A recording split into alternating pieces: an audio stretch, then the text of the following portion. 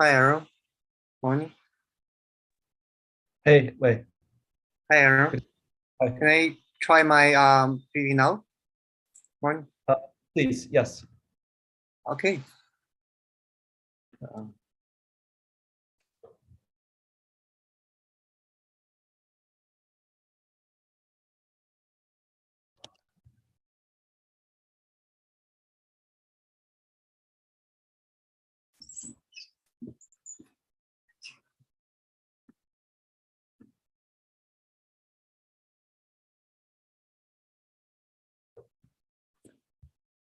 Did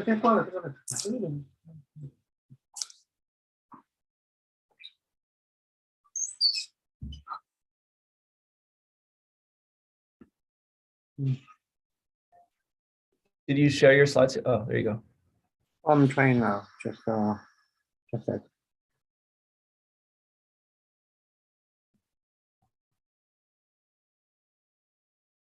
Sorry, can you see the no, not here. So, oh, I'm trying to use another screen. okay. So you can do that, but do it like you did it, and I'll show you how to switch it.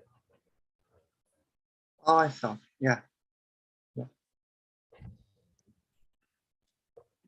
How about now? Great. Yep. Is it working now? So you can see the full screen, right? Yeah. Cool. Thank you. Yep. How's everything for you in Beijing?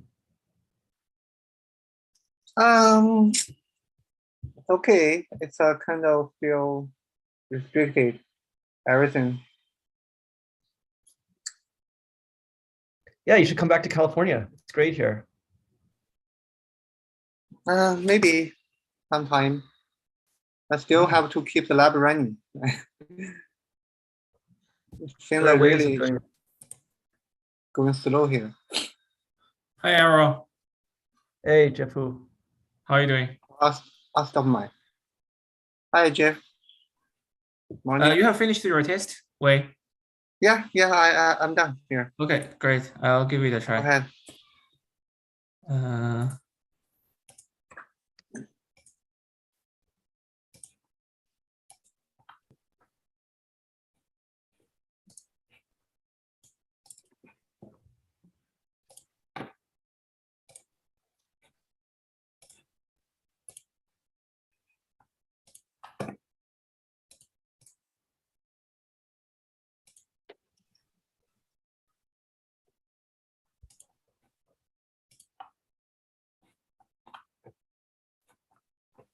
I think it's working. Can you do the slideshow view? Oh, okay. Looks good. Yeah, is it showing the presenter view or the correct one? Correct one. Okay, great. Yeah.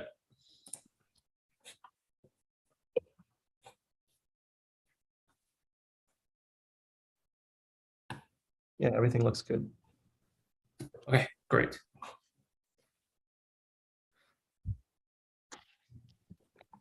Are you still in California? Yeah, I'm at Stanford. Oh, me too. Yeah. I'm in fact. I'm at home, so I'll move in 2 weeks. Got it. I just had coffee with Chi. Yeah, she told me. She gave me this. Oh, you are wearing calico. Yeah, I saw it now. Yeah. What's that? Oh, It's calico. So I gave a talk in 2019 at Calico, and they said they would pay me a $1,000 honorarium. And I said, instead of that, can I just have a hoodie? So sure. So they gave me the hoodie instead. And then I wore it every day. It was my favorite hoodie. But then when I moved to China, because it had my smell on it, I put it in the crate for my dog so she was more comfortable. And she got shipped to China. And then anyway, the hoodie got ruined, so I threw it away. I didn't tell Chi that, but then when I went to see her yesterday, she gave me last week, she gave me this hoodie. So it's the same one. I see.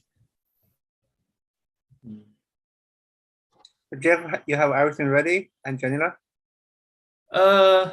So my lab space is still nothing there, but my lab admin is already there. So Janelia has this like lab coordinator system. So I'm purchasing lots of equipment things. So hopefully the lab can be ready in a few months. Yeah. You don't have to hire a lab manager. I don't need to hire. So they have a team of lab coordinators because we have really small labs, right? So a few labs will share a lab coordinator. Yeah, Wow, which is great. That's nice. Yeah, Free? covered by Janelia. Yeah. Cool. That's really nice. And actually, the best thing is that they are really experienced. So they know the process much better than me, like what I should do for different things. So yeah. How many postdocs do you have now? 0. I'm still looking for postdocs. Yeah.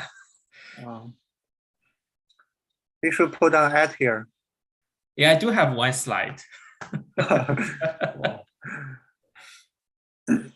You have an undergrad student coming from Peking University. Oh, nice. Yeah. So that will be the first actually member and to join. And I'm also like I received some post application and filtering and reading the reference letters. I was trying to get a Peking University summer student, but she started a little bit too late. So it takes a while for Stanford to get the visa going. So maybe next summer.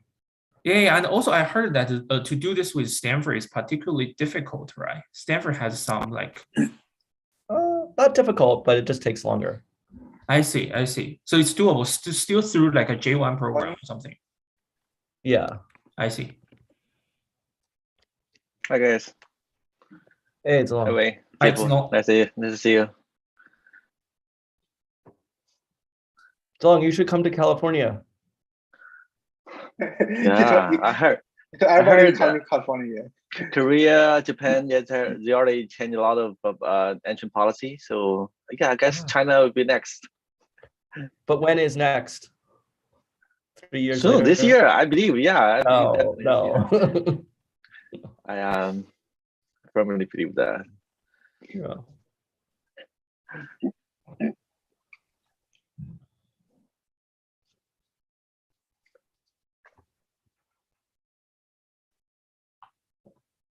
Yeah, how long have you been Janelia, Jiefu?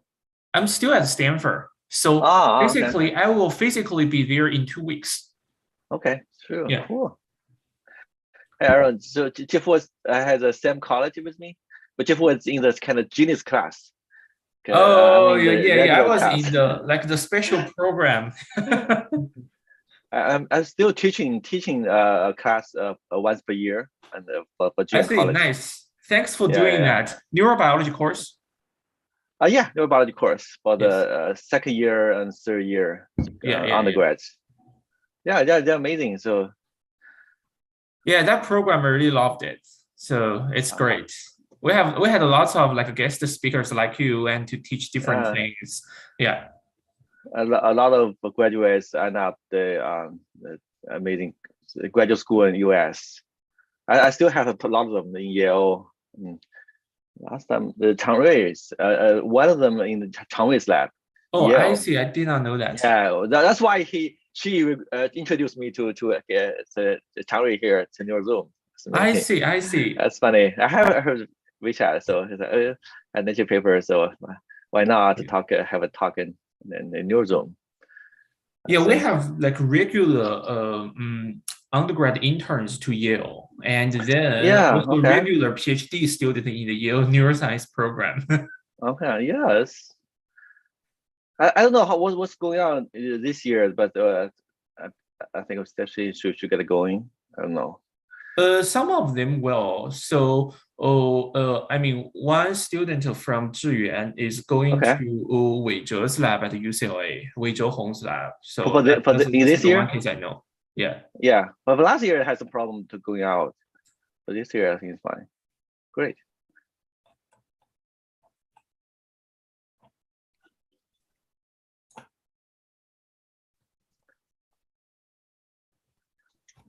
your lab's open, Zhang? Yeah, we are fully running. So we get a lot of traffic in Shanghai already. So yesterday it was crazy traffic. So yeah, in back normal. That's good. That's good. Yeah. I heard there was like some hair salon where there was a bunch of cases popping up. Yes, really. So hair salon was the very traditional one. The one before the last 1930s. So we never heard of it. 1930s, there was a hair salon where it has a famous 4 or 5 hair salon in the old Shanghai. So that's why we never heard about it, but so suddenly it turns to be famous. It was in the middle of downtown. Before the lockdown lifted, I got in trouble because with my friend, we smuggled a hairdresser into our compound, pretended that he was living there, and then he was cutting everyone's hair. I said to go do it inside, but they said, no, we don't want the mess. They did it outside. And of course, people took pictures and reported us. And then that had to stop. Yeah. But that was before. After that, outside you should be okay. Yeah. Then they were doing it outside.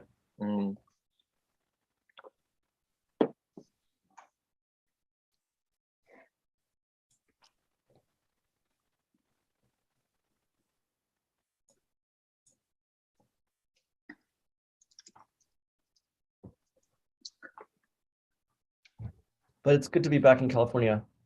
Yeah, definitely. I can imagine.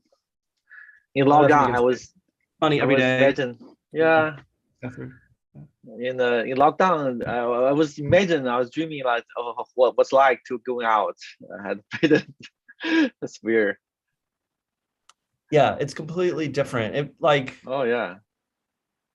Yeah, people are getting COVID here, but they just stay home till they feel better, and that's that. Yeah, it seems. Yeah, unforgettable experience, but yeah, we still talk about it.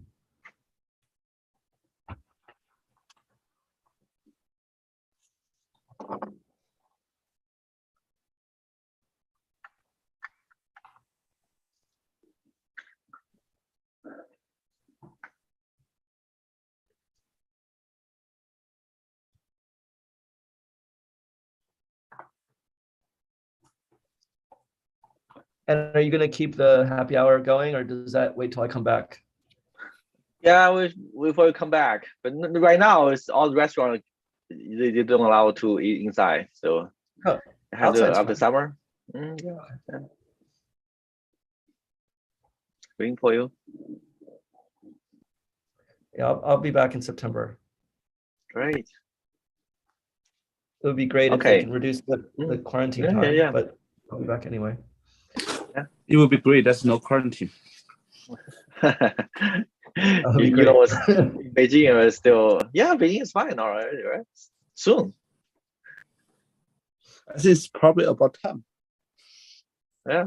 Okay. Hi, Yulong. Long time no see, Kang. Yep. Jiefu. Okay, should we get started? Sure, go ahead. Yeah. Okay, hi everyone. Hope everyone is doing well. Looking forward to great talks today. Next week, tune in. Zhang from UCLA and Dongyan from Duke will be giving talks, and let me or Zhang know if you want to present your work here. So now we'll get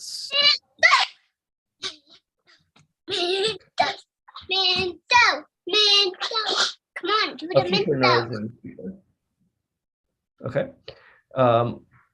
So we'll get started with our first speaker today, Jiefu Li.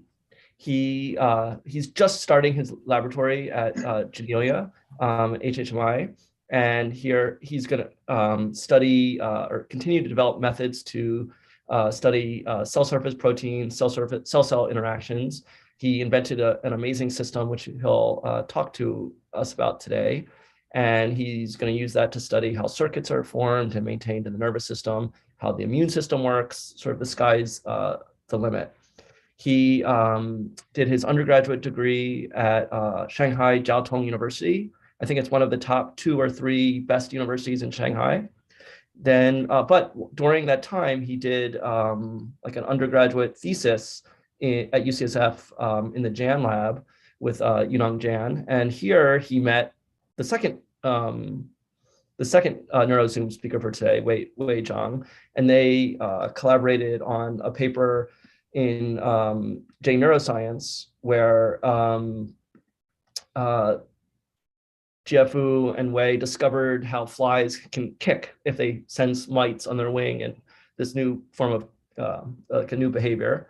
And then because of his fantastic work in the lab and in college, he was accepted to Stanford for his PhD program in biology, where he did an amazing thesis with Li Chenhua. He had 15 papers. Most Stanford grad students struggled to get one paper. Jiefu got 15 of them. And then he did a very short postdoc also at Stanford with Mark Davis, and this is where he is starting to explore immunology. And I think Jiefu's launching his lab at a great time. He has a powerful set of experimental tools. He won the Sammy Quill Award in neuroscience for the best paper as a PhD student. He was awarded a Jane Coffin Childs postdoctoral fellowship, among other awards. So really looking forward to seeing what the Lee Lab produces, but then hearing his insights today. So take it away. Thank you, Aaron. I'm going to share my screen.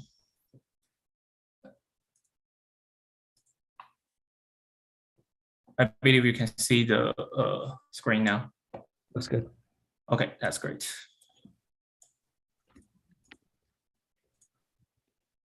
Thanks, Aaron and Zhang, for organizing NeuroZoo. It's my great pleasure to share our research here. The work that I will talk about today was conducted in Li Chenluo's lab at Stanford during my PhD.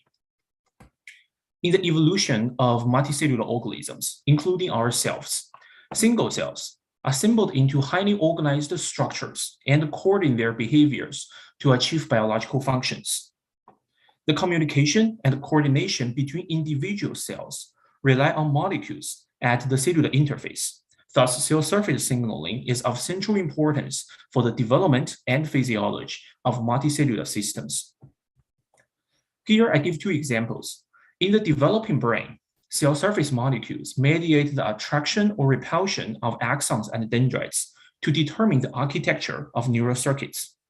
In the immune system, many cell surface molecules mediate the recognition and clearance of invading pathogens, as well as the regulation of immune homeostasis. Of course, examples illustrating the importance of cell surface signals can easily extend to many other topics: aging, stem cell biology, cancer biology, etc. Importantly, cell surface molecules are highly accessible and, generally speaking, have higher functional specificity than many other molecules, such as transcription factors. These features make cell surface molecules favorable drug targets. With recent innovations in immune engineering and cell therapy, which primarily target cell surface markers, we could anticipate that systematic understanding of the cell surface in health and diseases will not only provide new biological insights, but also inform novel therapeutic development. To capture a whole picture of cell surface protein composition, a few chemical methods have been developed and widely used. The majority of cell surface proteins are glycosylated, which provides a way to tag cell surface proteins for enrichment. In another method, a primary amine reactive chemical is modified to be membrane impermeable and carries a biotin moiety for cell surface protein labeling. However, their use is limited to cultured cells. This method could not provide cell type specificity in tissues or organs. The process of tissue dissociation is basically digesting the cell surface proteome with enzymes, and in vitro cell culture could barely maintain in vivo cell states. Meanwhile, for any given cell, its cell surface protein composition is determined by and sensitive to many factors, including its cell type, its state at that time point, and its native tissue environment. At the gateway for intercellular communication, the cell surface proteome is always carefully regulated to serve the physiological function of the cell. to systematically study cell surface signaling in physiological contexts. We need a method to capture the cell surface proteome while preserving all these critical features listed here. To this end, we collaborated with Alice Ting's lab, particularly her student Shuhan and Steve Koss' lab, to develop a peroxidase-mediated cell surface biotination strategy. Since this paper was published 2 years ago, I only briefly summarized the method and the key discoveries here. Horseradish peroxidase, HRP, is targeted to the extracellular phase of a cell. In the presence of hydrogen peroxide, HRP converts this biotin phenol substrate into phenoxyl radicals. Those radicals can only diffuse within a short distance and covalently tag nearby endogenous proteins. Biotin-tagged proteins can then be captured and analyzed by mass spectrometry. By transgenic expression of HRP in chosen cells, it enables cell type specificity in a tissue environment. By using the membrane impermeable substrate BXSP and the extracellularly targeted enzyme, it achieves cell surface specificity. This reaction only takes a few minutes to complete and thus allow high temporal resolution. We first apply this method to the fruit fly olfactory projection neurons, PNs. In this talk, I'll repeatedly use these neurons as the model, so I will briefly introduce them here. PNs receive olfactory signals from primary sensory neurons, olfactory receptor neurons, and then relay these signals to high-order brain regions. There are about 50 distinct types of PNs.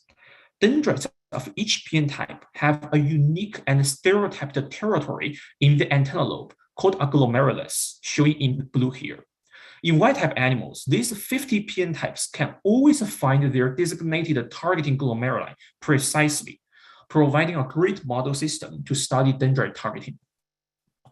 We profiled PN surface proteomes at 2 distinct stages: 36 hours after pupillary formation, when PNs are actively building the circuit, and 5-day adult, when the circuit is mature.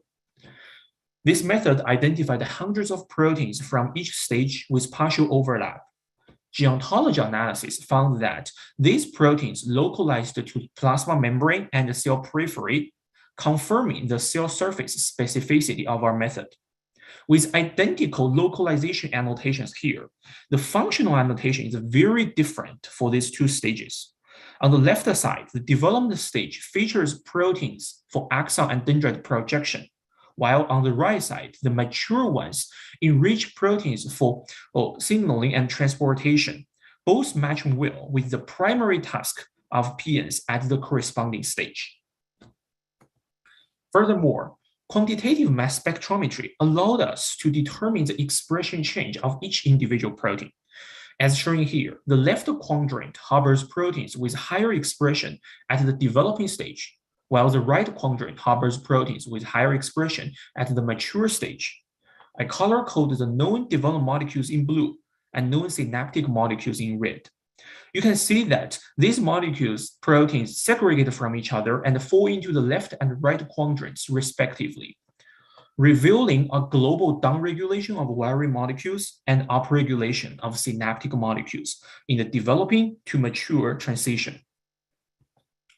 The lab previously performed a large-scale genetic screen targeting molecular families containing members with known development functions.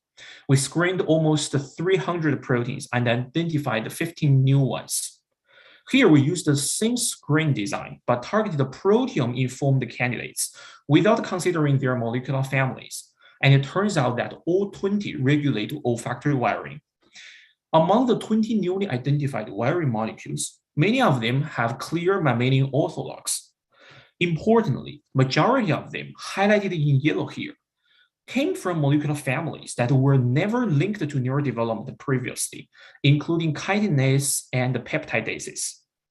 These molecules would not be discovered by molecular family biopsy screens, which partially answered why it's so difficult to find new molecules with our previous strategy, and also highlights the power of our proteomic profiling in the discovery of novel and functionally critical cell surface molecules. Today, I will mainly talk about a story recently published by Neuro. It was a collaboration with a talented graduate student, Qi Xie, in Li Chun's lab. The cell surface proteomic profiling method provides a powerful way to study the transcription factor to cell surface executor to physiological function axis. Nucleus residing transcription factors are often central commanders for cell fate and behavior, but they do not mediate intercellular communications directly. Instead, they often shape the cell surface protein composition to execute physiological functions. For example, in the fly olfactory system, transcription factor ACJ6 is specifically expressed in the ADPN lineage and controls the dendrite targeting of all those PNs. However, ACJ6 never localized to dendrites or axons. Its wiring commands must be executed by downstream cell surface proteins. We previously performed RNA sequencing to compare wild-type and ACJ6 mutant PNs, and surprisingly found that ACJ6 regulates lots of genes in ER protein processing and endocytosis. Thus, besides the direct transcriptional regulation of cell surface proteins, ACJ6 can also affect cell surface protein composition and dynamics through these indirect pathways. Due to this, RNA sequencing would not be able to reveal the actual cell surface change made by ACJ6. We have to look at the proteins directly. Thus, we profiled the cell surface proteome of Y-type and ACJ6 mutant PNs, and found that indeed many cell surface proteins are regulated by ACJ6, including known wiring molecules such as the DPR family. To our surprise, we found that the mechanosensitive ion channel piezo is expressed on developing PN surface, and its expression is controlled by ACJ6. We then immediately tested whether piezo regulates PN dendrite targeting. In Y-type flies, ADPNs do not send their dendrites to these two regions, DL2 and VL2A. In ACJ6 mutant, we observed mistargeting to these two regions, and the piezo mutant phenocopied this mistargeting. Importantly, supplying back piezo not only rescued the piezo mutant phenotype, but also ACJ6 mutant phenotype, indicating that piezo is indeed a downstream wiring executor for ACJ6. Then it's a surprise that piezo is a wiring molecule for dendrites. The intriguing question is whether piezo does this through mechanosensation. To answer this, we built a fly piezo mutant based on previous structure function studies by Adam Patapotin. Dan Olin from Swetha Mercy's lab at the Volume Institute helped us to verify that this mutant indeed abolishes the mechanosensitive ion channel activity. When putting this mutant piezo back in flies, we found that it completely rescued dendrite targeting in both piezo and ACJ6 mutants, with no difference from the Y-type piezo. We believe this is the first observation that piezo functions independently of being a mechanosensitive ion channel. How it works here remains mysterious. Not limited to piezo, we also found that two dopamine receptors are expressed on developing PN surface and regulated by ACJ6. Functional analysis found that knocking down these two dopamine receptors causes dendrite mistargeting in multiple PN types, as shown here by arrowheads, such as DA4L here, VA3, and DM4. Their phenotypes are highly similar to each other, but also slightly different. For example, loss of targeting to VA7L, shown here, is specific to DOP2R, but not DOP1R. It's still unknown whether these dopamine receptors regulate neuronal wiring via their conventional pathways or through currently unknown mechanisms, similar to the piezo case. Besides piezo and dopamine receptors, our proteomic profiling allows us to do a large-scale functional analysis. We focused on those molecules downregulated in ACJ6 mutant and examined 11 PN types listed here. Normal dendrite targeting Y-type flies are color-coded white. ACJ6 mutant causes incorrect targeting in all 11 PN types, shown in red.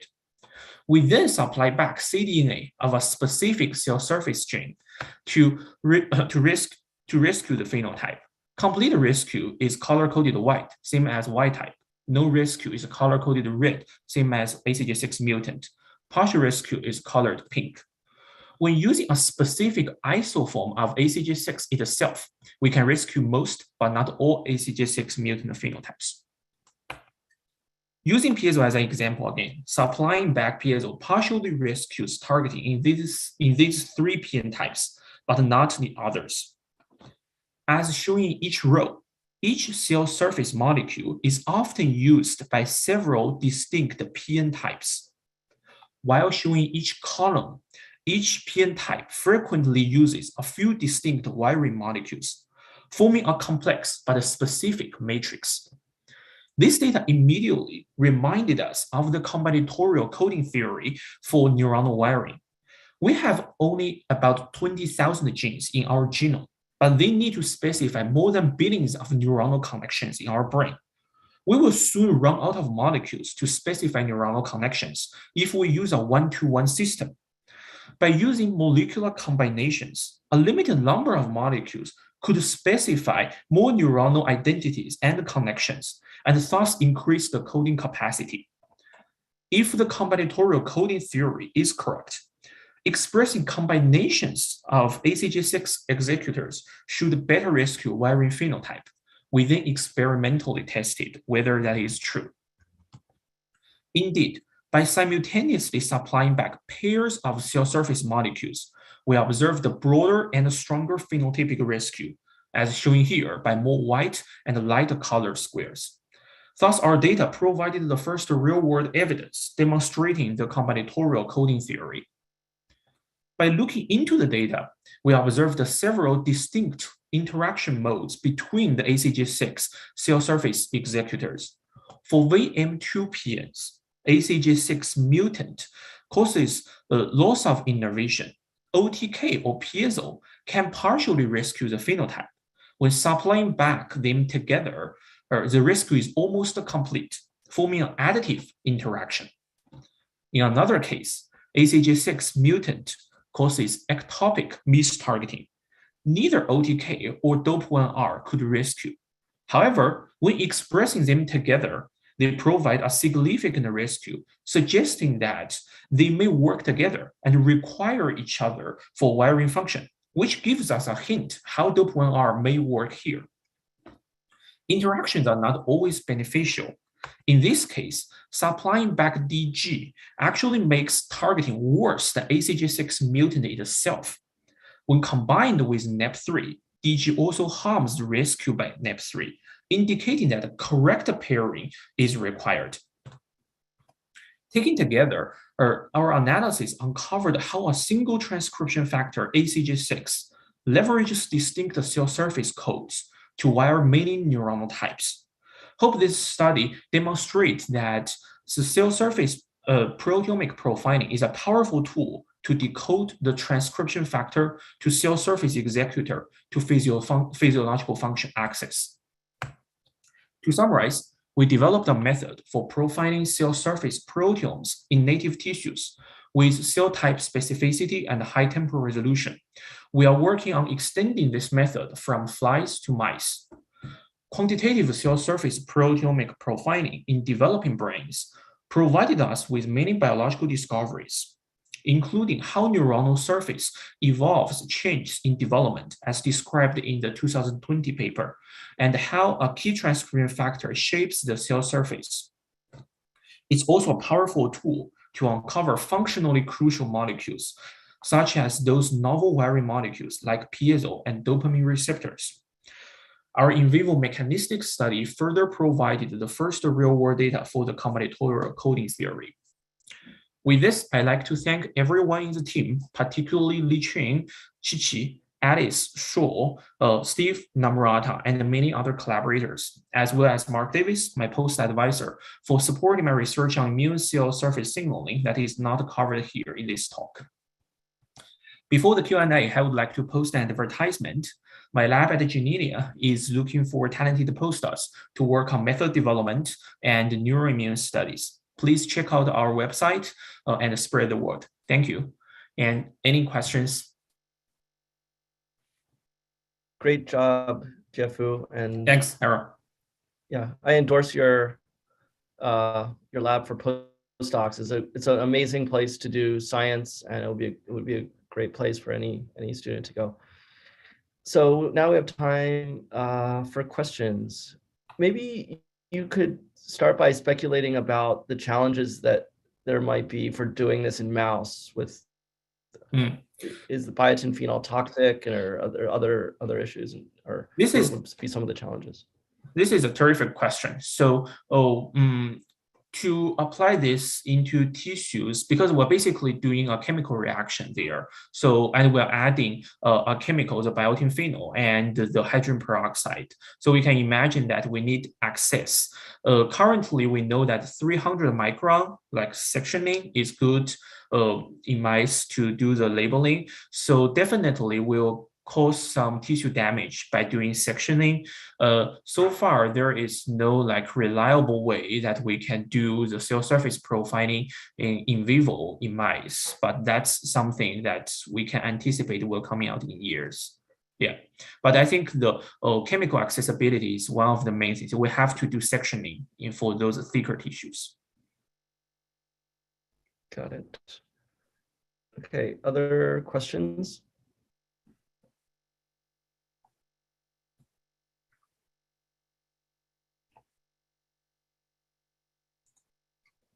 Jiefu, I have a quick comment. Yeah. For the mouse work, but in the future. So you talk about in the slides. Yeah, I agree. That's making sense. But in some time, so I mean, the comments will be from the whole brain reconstruction work based on the FMOST. I believe you might heard some from Michin's lab. So we appreciate that actually the neural mouse brain has a lot of axons all over the place, right? So by slicing, might lost a lot of information. So I guessing maybe in the future you can imagine some genetic coded tool side by side with biotination, which you can use for genetic label the surface molecule, but not interfere with endogenous physiological actions, and combine with quantitative mass spec. Yes, that'd be something very cool to do. Right? That's a very good point. Yeah. So because their operation pattern is so diverse and so long, right? So sectioning is definitely going to cause problems. But I don't think there is a way right now to immediately do it, but in a whole mouse brain. But that's definitely something like many labs, including ourselves, are going to work on. Yeah. Yeah. That's something very cool. Seems the project should be happening in the Janelia form, right? Yeah, that's right. Cool. Thanks. A quick question, Jiefu here. I'm just from UC Merced. I asked a related question. Similar tool, genetic tool, Apex2. It labels protein with similar mechanism. So we are the beginner of using Apex2 right now. And I just wonder whether you have applied Apex2 to mammalian brain, and what's your experience? What can you tell us about that? Yeah, so basically Apex and HRP are using the same chemical mechanism to do the labeling. And so for the cell surface or secreted pathway, because the high efficiency of HRP, the enzyme, we always choose HRP. And Apex is amazing because it's the first peroxidase that can work intracellularly. So in the intracellular compartments like cytosol, mitochondria. There are a few papers demonstrating that in both like insect and mammal or brains, Apex works really well. So it will work. Have you or your lab, Li-Qian's lab or anyone generate some kind of transgenic mice and see whether Apex2 itself is toxic to mice? I think there is one Apex2 mice even available at the JAX, maybe generated by the Allen Institute. I'm not quite sure, but I know that someone was generating an Apex2 mouse line to I think the original intention was to do EM, to increase the contrast in EM, but I believe that that mouse line is available somewhere. I see. Right. Yeah, so it's working, and I know a few papers that they use. We did not do Apex-2 in mouse brains, but I know a few papers using viral tools to deliver Apex into certain cell types, and it's working. Yeah, great. Yeah, thanks. Yeah. And Jiefu, can I ask a question? How the dopamine receptor involve the target selection is where's the source of dopamine? Is it activity dependent remodeling of target selection? Or? That's a very good question, Chufu. So basically, we currently don't even know whether that the dopamine receptor's wiring function is related to dopamine or not. So one possibility is that it's actually activity-dependent wiring, so that would be cool. But we also don't have evidence to support that. And because of the piezo case, right? Piezo is there, but the mechanosensitive ion channel dead one is still working the same way. So we have another hypothesis that maybe the dopamine receptors are doing the same thing. They are not actually going through their traditional dopamine G-coupled receptor pathway, but doing something else. We don't have evidence for or hints for either possibility. See, okay. Great. Other questions? I saw Julie. Julie. Hi, that was really interesting. Among the ones that you tested for rescue, were any of the candidates part of a ligand receptor? Because most of them, piezo, the dopamine receptor, are are not some of these canonical ligand receptor pairs. In your initial screen, you did have reduction of DSCAM1, which might be homophilic, or SEMA. But I wondered if you tested any of these to really test this. This kind of specific ligand receptor recognition, or whether a lot of this patterning is coming from graded levels of signaling. Yeah, so in this study, we did not specifically pick up those like known ligand receptor pairs, but for the previous papers published by Li Chun, that we actually studied lots of those like plexing, semaphorin, and other pairing and the tenoring, homophilic interaction, those things. And we did see those molecules show up again in those proteomic profiling. So I think they are doing the job, but we did not specifically test it in this study. Thanks.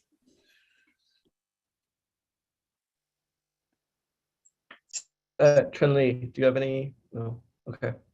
All right. Thanks. Thanks, Jiefu. Great talk. Thanks, Aaron. Technology.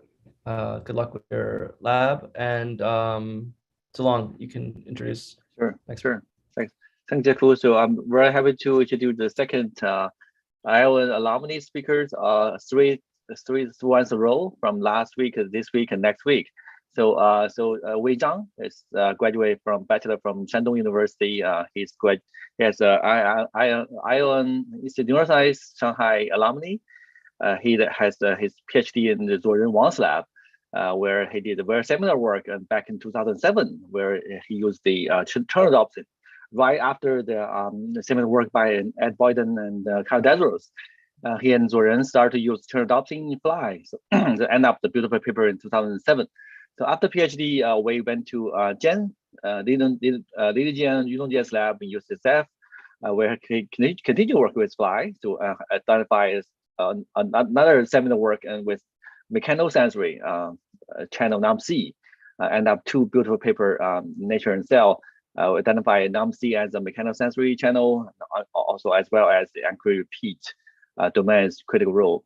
So a few years ago, we come back to China. He started his home lab in Tsinghua. I believe he's continued work with maybe mechanosensory, and today he will talk about his latest. Also, beyond the mechanosensory, he will talk about self-perception and mechanosensory and beyond. Okay, we take it away. All right. You start muted. Okay. Yeah. Take it away. Now, can you hear? Good. Yeah. Hi, everyone. It's my great pleasure to speak on Neurosome. First, I would like to thank Aaron and Zhang for this wonderful opportunity. It's also so great to see so many old friends here. And as Zhang just said, I started my lab in Tsinghua around 5 years ago after I did my postdoc with Yunong and UCSF. So now in the lab, we're interested in how the animals monitor the mechanical force both outside and inside the body to maintain homeostasis.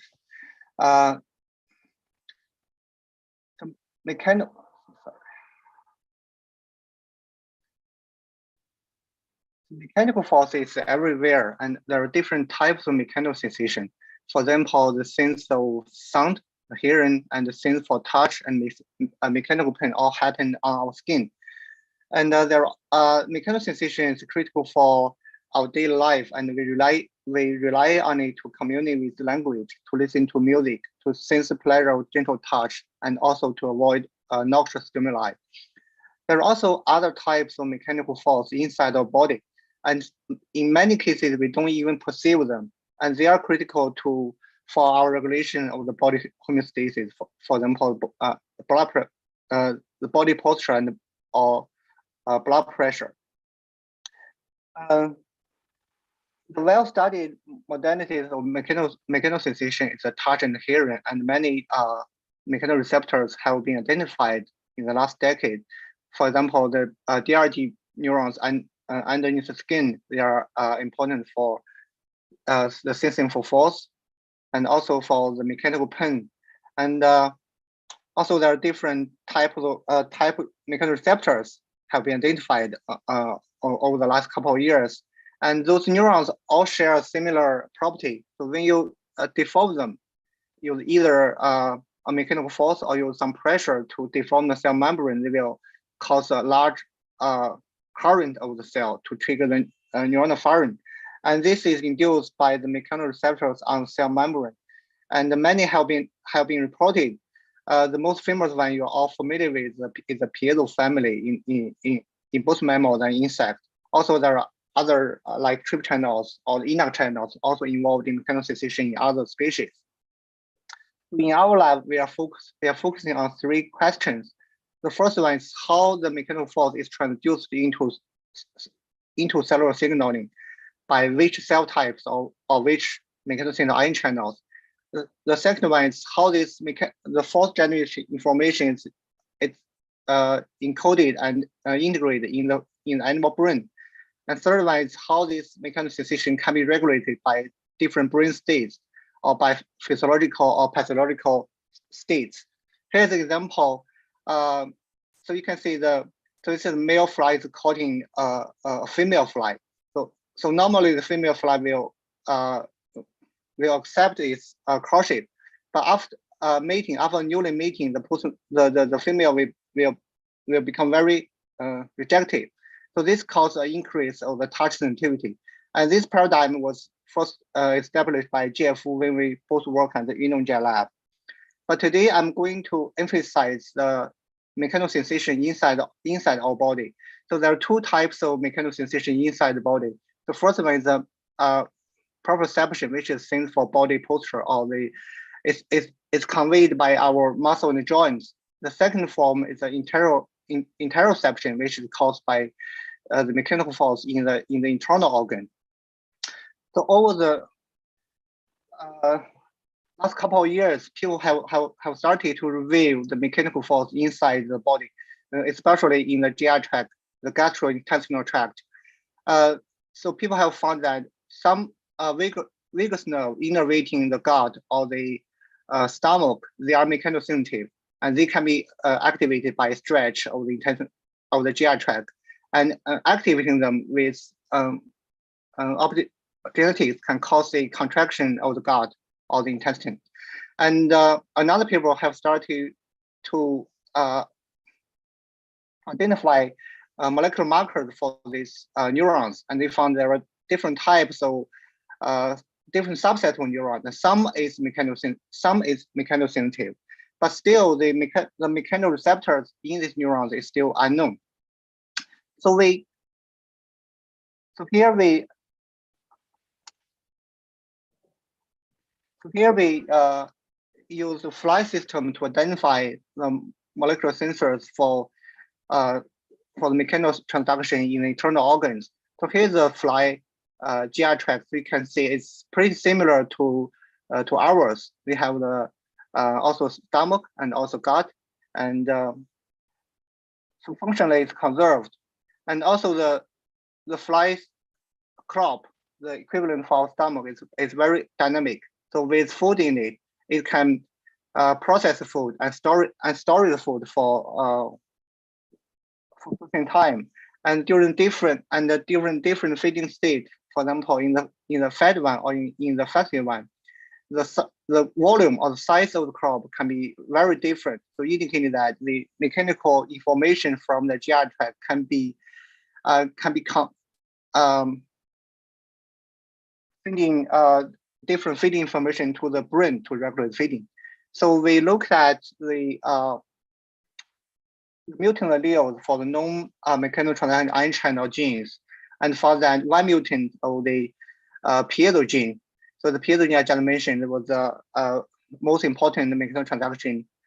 And you can see here the mutant animals, they have a very big meal size. They have well bloated abdomen after meal, and this meal size can be quantified by their volume. So you can see the Piezo mutant have a very big meal size, and this overeating phenotype is independent of the nutrient or the taste of the food, because even you feed them with water, you can still see this overconsumption phenotype, or with sorbitol, which is a nutrient but tasteless sugar. You can still see the Piezo mutant fly eat more. So this defect is caused by loss function of mechanotransduction, but not by other cues. To further ensure the specificity of this phenotype, we use the Piezo driver to knock down Piezo gene expression in those cells, and still we can see the similar phenotype with the Piezo knockout flies. And interestingly, this phenotype can be rescued by the full-length fly Piezo and the full-length mouse Piezo one, but not by the mutant Jeff just mentioned. It's a poor dead Piezo protein mutant. So this indicates that this Piezo function in feeding control could be conserved, and this function depends on the mechanosensitivity of the channel itself. So where does Piezo function to control feeding? So we look at the expression pattern of the Piezo protein in the fly body, and you can see here the whole central nervous system can be labeled, and also there are many signals along the GI tract. So it's hard to identify which cells or which tissue is important for the feeding control function. But we notice here there's a projection neurite from the brain to the crop. It's pretty thin here, but if we did a better staining, we can see the neuron here. So we labeled Piezo positive neuron, and the neuron, the cell body is in the brain, but this neurite extends all the way to the crop surface to wrap for all crop. So it seems that this neuron is capable of sensing the crop size change during feeding to control the meal size. So our next task was to identify a driver which can specifically label these neurons. So by screening, we found a neuron which can be labeled by the gene DLP2. And those neurons is a insulin producing neuron, the IPC neurons. And they have a similar projection pattern with the Piezo driver here. And they also have this cell body in the brain, and it extends these neurites to the crop to wrap the whole crop. So it seems that those two neurons are the same cluster of neurons. So we use we try to manipulate the neurons by using either a warm activated cation channel trigger 1, and 30 degrees the feeding was suppressed. And by a temperature sensitive barrier, we can block the neuron and 30 degree. And this is called the overeating phenotype, similar to the Piezo mutant. So this indicated that this small group of neurons in the brain, which is send their neurite to the crop is critical for the feeding control phenotype caused by mechanical feedback. So we further try to restrict the expression of the GLP by intersecting the DLP driver and the piezo driver. So now we can get even smaller subset of neurons, only 6 to 8 neuron cell bodies in the brain, and also have this projection on the crop. You can see here. And by this interaction, we can also silence those small set of neurons and also induce this over-eating phenotype, indicating that these 6 to 8 neurons in the IPCs are critical or necessary for feeding feeding control.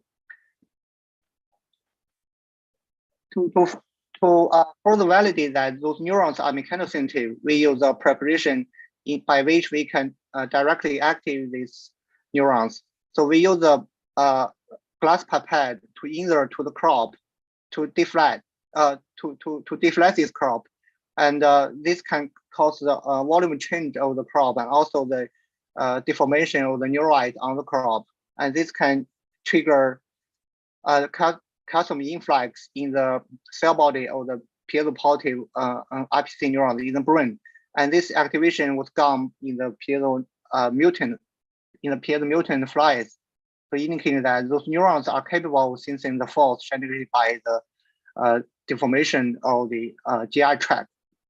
So to summarize here, we found that small subset of neurons, 6 to 8 neurons in the fly brain, they express both piezo and the insulin, and they project these neurites to the crop and sense a distension during feeding, and send termination signal to the brain to end feeding. So if the mutant is a piezo, if the piezo gene is mutated or the neurons are silenced, and this can cause a very severe overfeeding phenotype to both water and sugar food. And the IPC gene is an insulin-like peptide, which is an ortholog for the insulin in mammals. So as we all know, insulin is critical for regulating the homeostasis for sugar uptake, and this insulin-like peptide in fly also have the similar function, and it has been well studied that the insulin can help to maintain the post-ingestion sugar homeostasis in the fly. So there are around 20 insulin neurons in the brain, and only 6 to 8 are piezo positive, and the rest are piezo negative. So we still don't know the relationship between the piezo positive and negative in insulin neurons, but we saw an interesting phenotype. So in the piezo mutant, if we measure their blood sugar as measured by trehalose, it's a major blood sugar in insects, we can see a significant increase of the blood sugar level in the piezo mutant. So this similar disorder to the patient with diabetes. So there must be some link between the mechanosensation and the sugar sensation in those neurons, but still the neural circuit is still to be revealed in the future. So the full storage is important for us because we use this signal to sense the volume of the meal, and since it's very fast or immediate signal to end feeding, but the full storage in the GI tract is only a step or only part of the mechanical transduction happened in the GI tract, and the first moment we start to eat, we start to chew or to swallow, the food start to generate mechanical force which can influence our behavior. For example, when we start to chew food, the force from the teeth or the tongue or as figures can help you to appreciate the texture or a physical property of the food. So this is important for our evaluation for the food quality. So here is another example how mechanical force can influence our feeding behavior during the very first step. In the lab, we found a mutant for another mechanosensitive ion channel, NUMC. So NUMC is a trip channel, and it itself can encode a mechanosensitive ion channel. And this mutant also shows this overeating phenotype. So this phenotype is pretty clear with the piezo mutant, and sometimes even stronger than the piezo mutant. And we then asked where does this gene function to restrict or to control eating? So we look at the expression pattern of the NUMC protein in the fly taste organ. As you can see here, it has very it's very broadly expressed in both the labellum and also these internal taste organs, the LSO and the VCSO. And it's interesting, this SSO and VCSO, they are overlapped with some taste receptors. So we use a taste receptor, the GR43A, which is the fructose center, to co-label these neurons. And by this interception, we can limit the expression of the neurons to only the neuron in the pharynx. And because these neurons both express both mechanosensor and also this taste receptor, we name this neuron pharyngeal motosensory neuron, PM neurons, and they have the projection pattern similar to these sensory neurons, to SEZ brain region, which is the brain center for food processing and taste information. And by only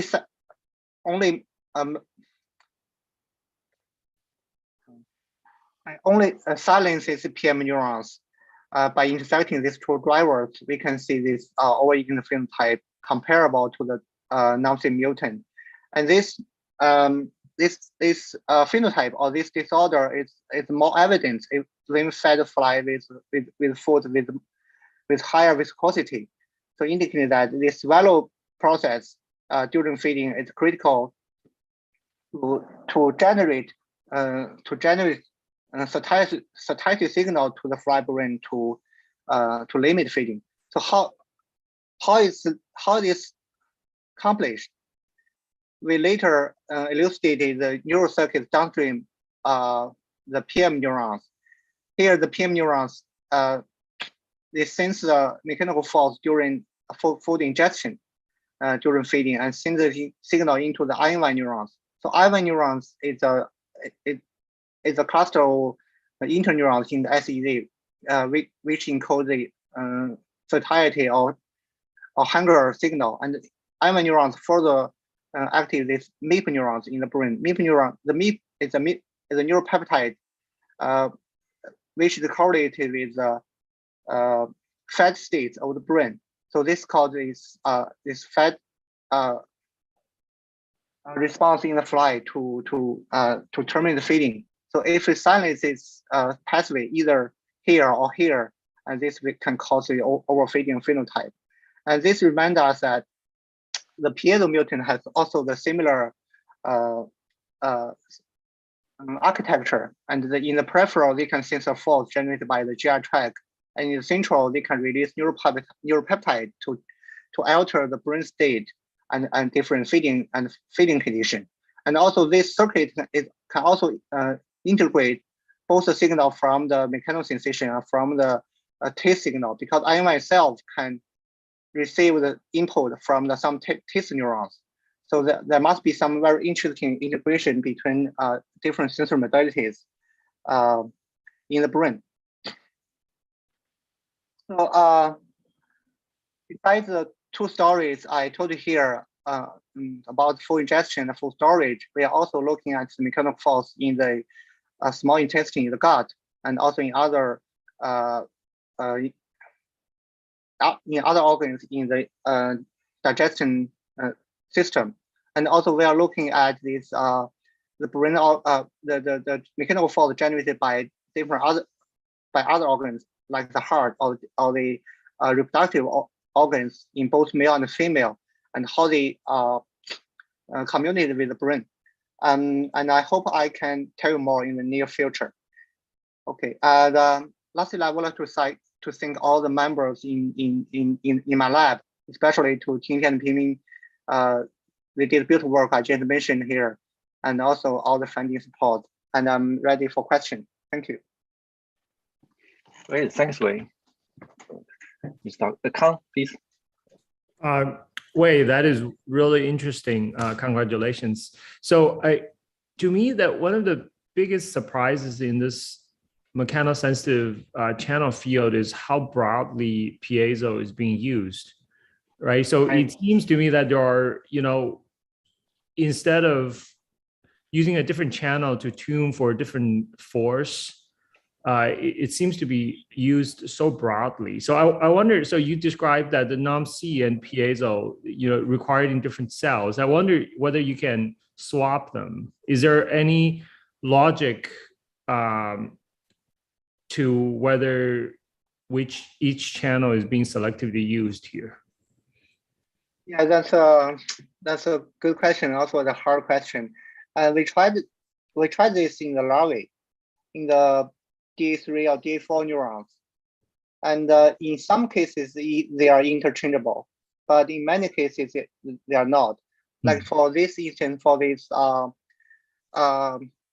just taught here, for the piezo function in the food control, we try to use NOM-C to rescue the mutant phenotype, but we didn't see a rescue here.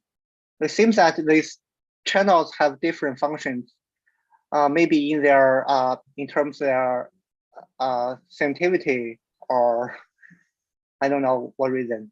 Yeah, have you looked in the piezo cells whether there are microtubules next to the terminals? Because that could be one differences, right? Because NOM-C in gating requires microtubules, and maybe piezo does not. Honestly, we don't really know where piezo protein localized. So we don't have a nice piezo antibody, and the piezo knocking protein, the signal is really faint. We can't really, but yeah, but I don't know. I can't answer your question right now. Thank you. But there was work from Bailong last year, I think, and they found the piezo can be associated with some other cytoskeleton protein, maybe microtubules. Yeah.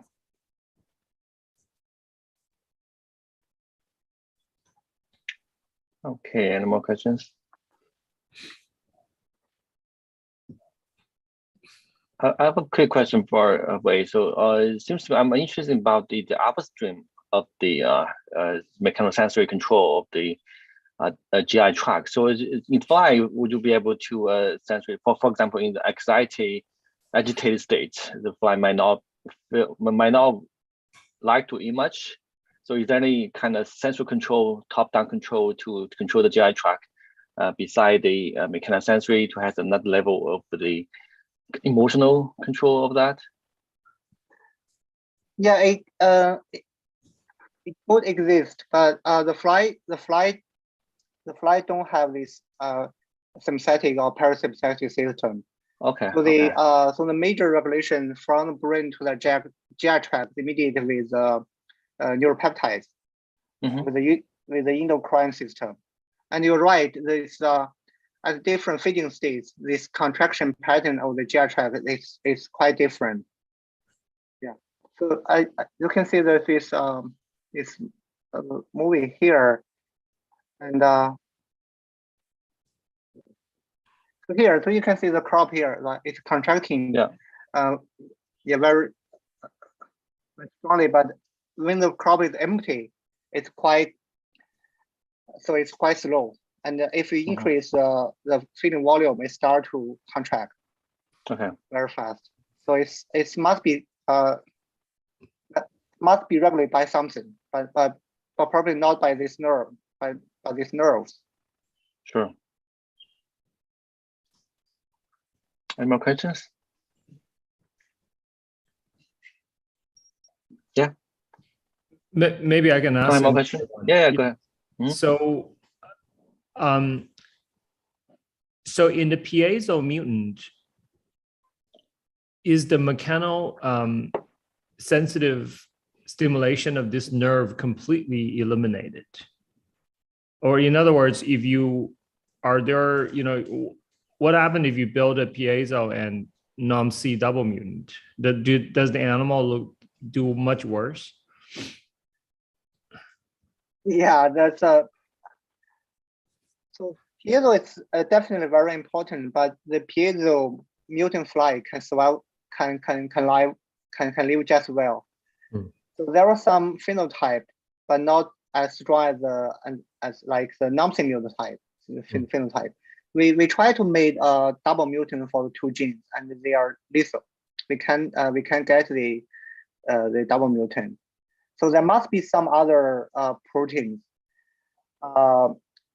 working in parallel with piezo in the fly, but we don't know it. No, if the double mutant is lethal, that argues that there are, you know, there are redundant functions between the two, right? When you take away both, then there are the flies are further impaired, right? Yeah, but the expression of NOMC is very restricted. It's only in the nervous system. So there must be some other mechanical transaction channels in other tissues, and along with piezo. Right.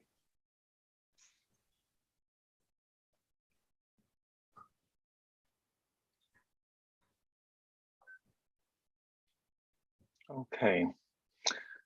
Is there any more questions? Great. Is there more questions? Okay. Thanks, Jiefu and Wei, for beautiful talks today. You two are both in overlap in Gen Labs. I just realized. Right. Great. You both are not well. So yeah, good to have Jiefu and Wei's great talks, and thanks everyone. It's open for next week. See you all next week. Everyone. Bye. Bye. Jiefu. Thanks. Aaron. All right, thanks. See you.